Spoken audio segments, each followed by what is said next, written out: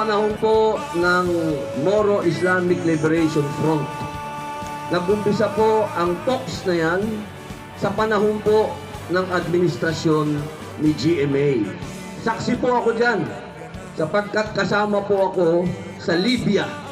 Sa bansa, sa Libya, sa Africa, nagpunta po kami doon. Kasama ko ang MILF, kasama po namin si General Ermita. At sa pamamahala po ng Kapampangan na Presidente. Ngayon, nakuha na po natin ang kapayapaan at isinilang po ang Bangsamoro Autonomous Region of Muslim Mindanao. Palakpakan po natin si GMA.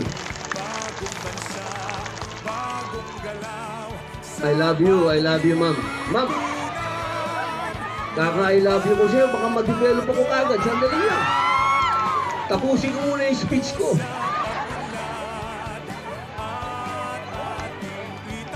I love you 3 times a day. Mamaya 5 times na yan, sweetheart. At sa panahon din po ni GMA, doon po tayo nagkaroon ng pinakamataas na economic growth.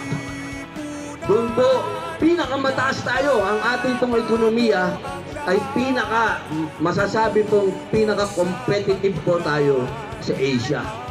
Yun po ang minana ni Presidente Noynoy Aquino at minana po ni Presidente Rodrigo Roa Duterte. Ganun po kagaling ang Kapampangan, kaya palakpakan niyo po ang inyong mga sarili. I love you too. Ang dami ko ng asawa, 3 na kayo. Ngayon, ako po ay nagpapasalamat kay GMA sapagkat ako po ay kanyang inilalapit po sa inyo upang ako po ay inyong iboto sa darating na eleksyon. Alam ko po, marami pong I love you. Ilang I love you ba kailangan mo?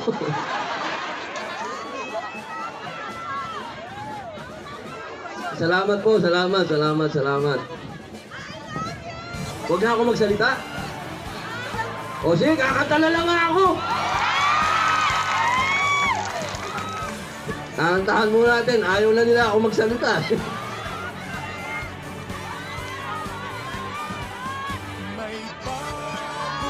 Idol, kumanta ka na! Bata pa ako, Idol! Idol na kita!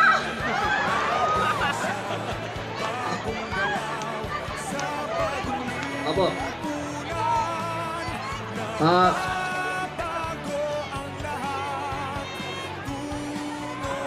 Papakilala ko na lang po. Palakpakan po natin ang pinakamagaling na legal advisor, naging spokesman ng ating mahal na Pangulong Rodrigo Roa Duterte, Sal Panelo.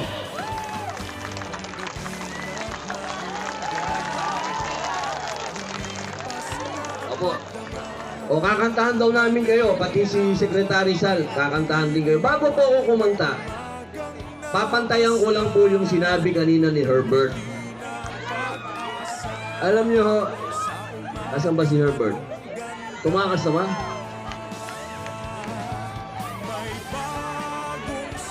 Halika dito, pare ko. Ito.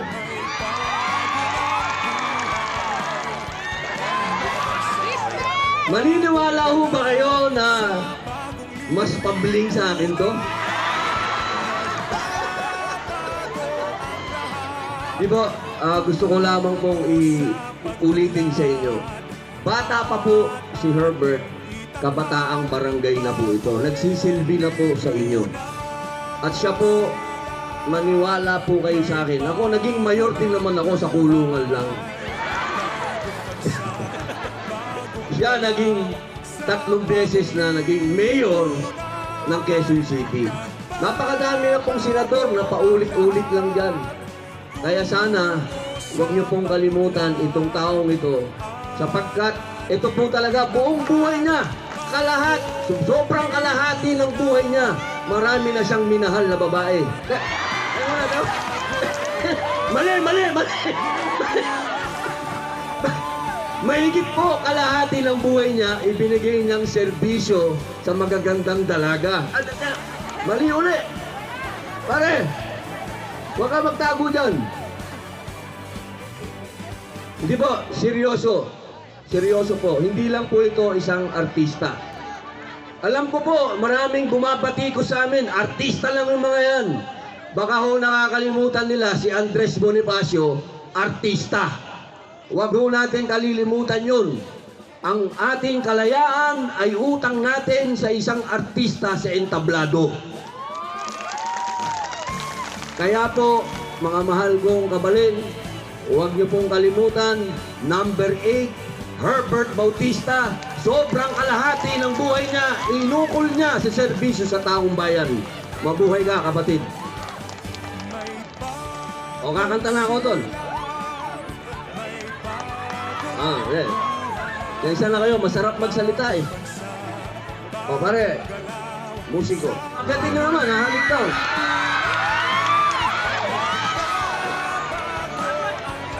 Ma'am, wala kang asawa, ma'am, ha? Ako ba hahalik o ikaw hahalik? Kapicture na lang. Ayaw niya eh. Yeah. Siya lang. Bakit may spokesman? Kasi... O brother, patawarin niyo ako. Ganun talaga. Kantarola. Pumikit na lang kayo, kapatid.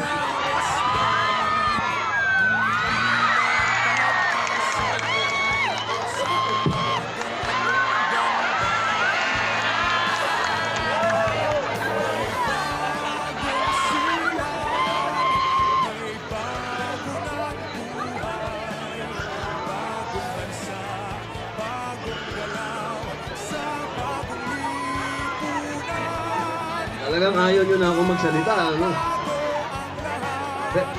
Ano lang? Okay, ma'am. Pwede 2 minutes. Okay. Kung pwede po natin medyo lumagan yung stage para po magkaroon ng pagkakataon ng mga pagsalita si Senador Robin Padilla. Maiksi na lang po ito. 2 minutes lang. 2 minutes lang. Okay.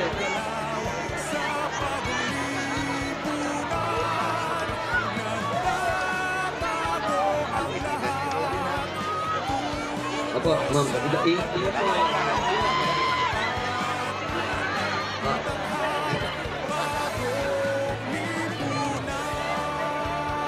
Okay, mga... Dalawa.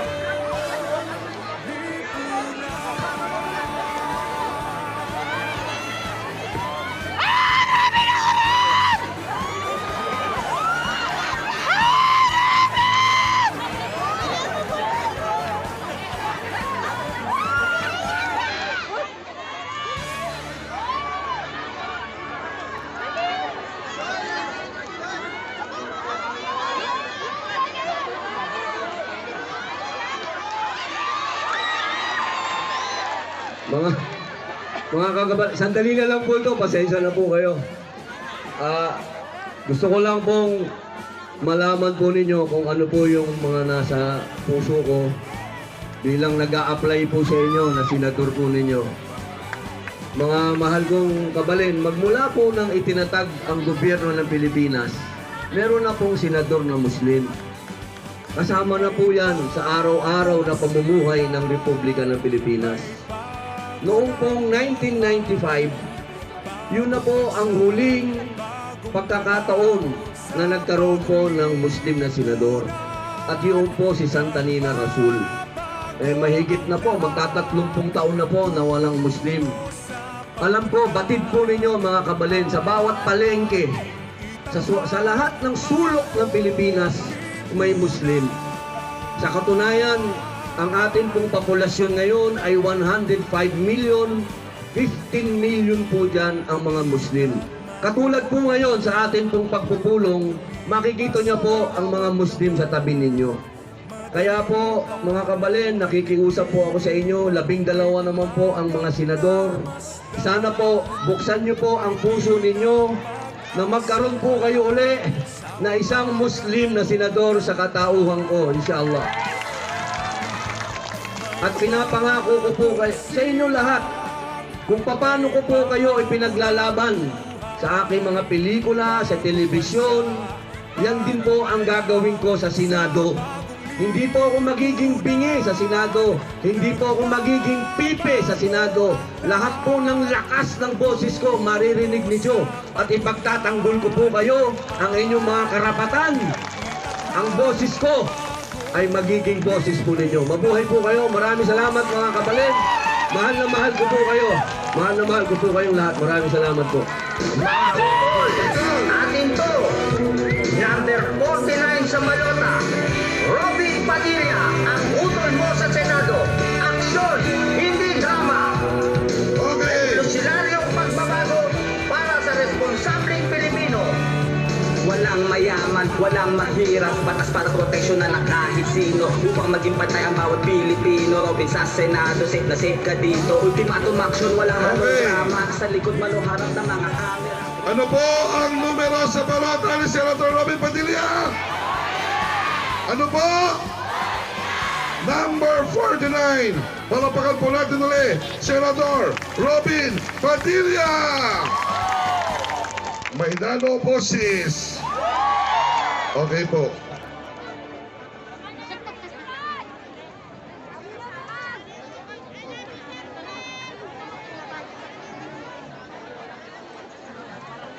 Okay po. Nakikiusap po tayo na kung pwede po, linisin na po natin ng konti ang ating entablado at magsasalita pa po ang ating ibang mga bisita. Baka po kasi bumigay ang ating entablado. Kung pwede po ang bumaba na po yung... Humihingi po kami ng suporta. Sana po, huwag po natin kakalimutan. Usog na usog party list, number 122 sa balota. Tulungan niyo po kami na tulungan kayo. Maraming salamat po. Mabuhay po ang kusog-tausog party list! Palapakan po natin ang Kusog-Tausog Party List sa pamumuno po ni Congresswoman Shirley Salontan. Susunod na pakikilala ko po sa inyo, sigurado magiging senador din. Kasalukuyang sekretary ni Presidente Digong. Palapakan natin, Senador Attorney Salvador Sa Manero. Isa pa!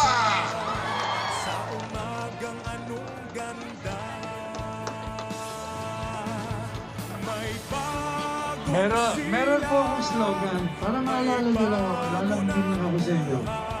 Ang slogan ko ay, pakinggan nyo maigi ha, Panelo, Panalo, Senado. Panelo, Panalo, Senado. 1, 2, 3! Isa pa, mas malakas.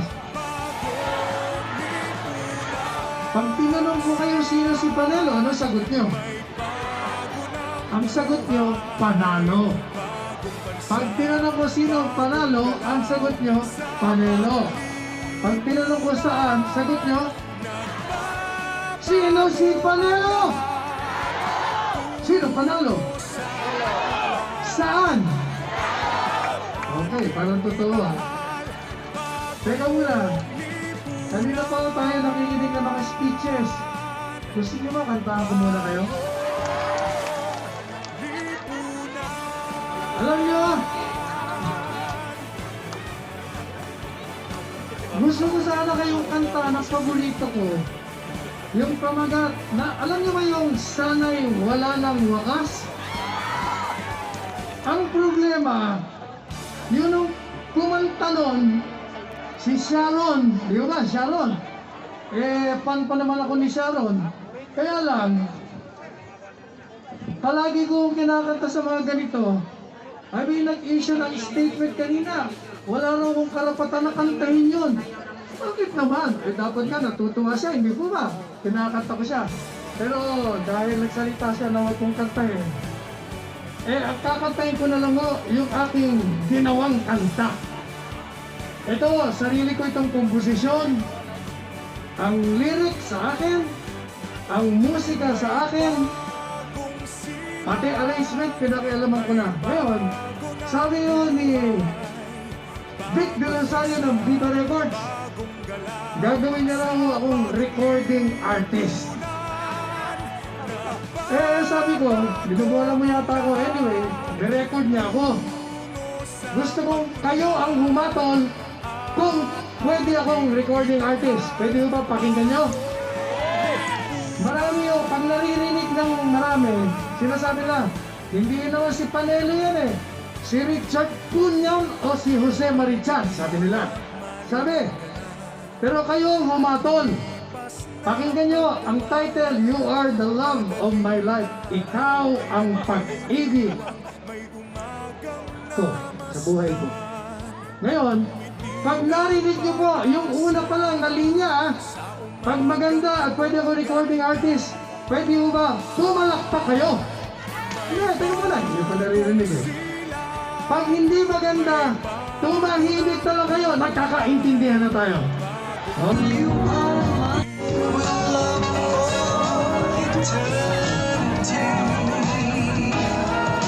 Take my hand, be my girl.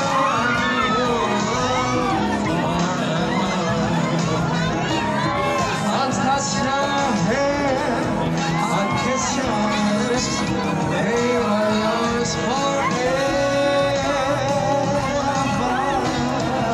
Take my hand, be my bride and we'll forever. You'll touch my hair.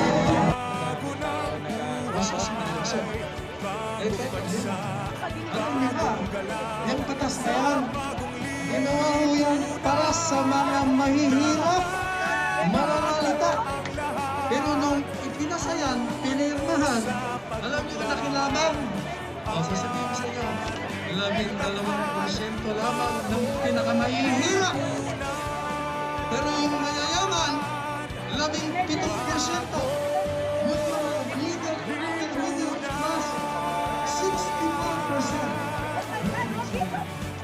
Yung batas ng mga nalilipin para doon sa mga bigos, sa mga hirap, ang kinabang yung mga tao na hindi kailangan na libre. Madalit sabi, gumagastos tayo ng bilyon-bilyon para bayaran ang mga estudyante. So, ang karamihan sa kanila, halos mahigit sa 90% ay galing sa mayayaman at makaliliwasan sa mga hindi mahirap. Anong gagawin ko? Tinulong kami ko sa Senado. Mapagawin ko ang kalakaran. Tatanggalin ko mga restrictions. Wala na mga examen. At kailangan ka na naman kapilin mo. Libre na dapat ang edukasyon. Nalita po. May bagong sila, may bago ng buhay, bagong bansa, bagong galaw, sa bagong lipunan, nagbabago ang lahat, tungo sa paglalan, at ating itanghal, bagong lipunan.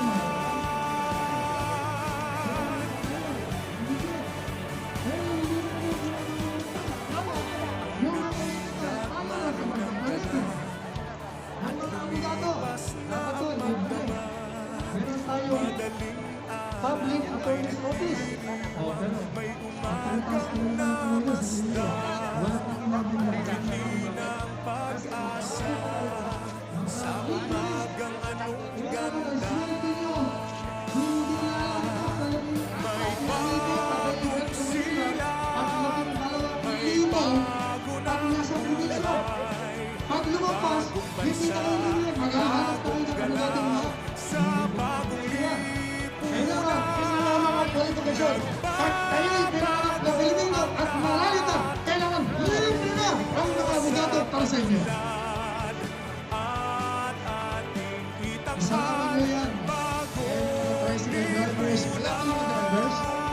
Wala ka mga pilot ko yan. Isang tanging, isang tuba. Ngayon, may problema. Ano? bansa, Kasagsagan ko ng lockdown. sa Hindi ka nagpasama. Hindi ka nagpasama. nagbabago ang lahat. Tungo sa pagmulan at ating Isusulong natin mga drivers, mga kayo. Isusulong natin ang batas. Sa bawat litro ng gasolinang bibili nyo, sa bawat litro ng puno, sa bawat piyasang bibili nyo, kailangan kalahati lang ang bayaran nyo. Ang gobyerno ang mag-subsidize dapat para mas marami kayong madala sa inyong family. Yung mga guro, kailangan doble ang dinasal nila. Yung mga nurses, doble ba? Ang mga militar at mga pulis, wala na problema. Yung mga LGBTQ, kawawa naman, inaaki! Kailangan, palakasin natin ang anti-discrimination law. Alam niyo kung binabala ko? Okay, pataasin natin ang pagkabilang nyo, pag binabag ka. Ngayon, less than 6 years. Gawin kaya natin 30 years ang mga buwan para yung mga LGBTQ na binabag.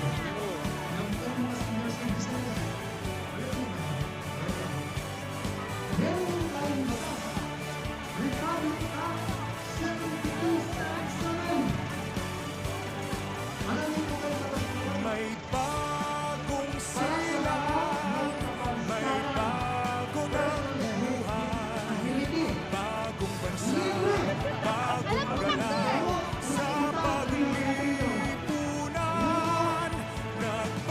Mga kaibigan, dito ko na po tatapusin ang aking vlog. Ngayon,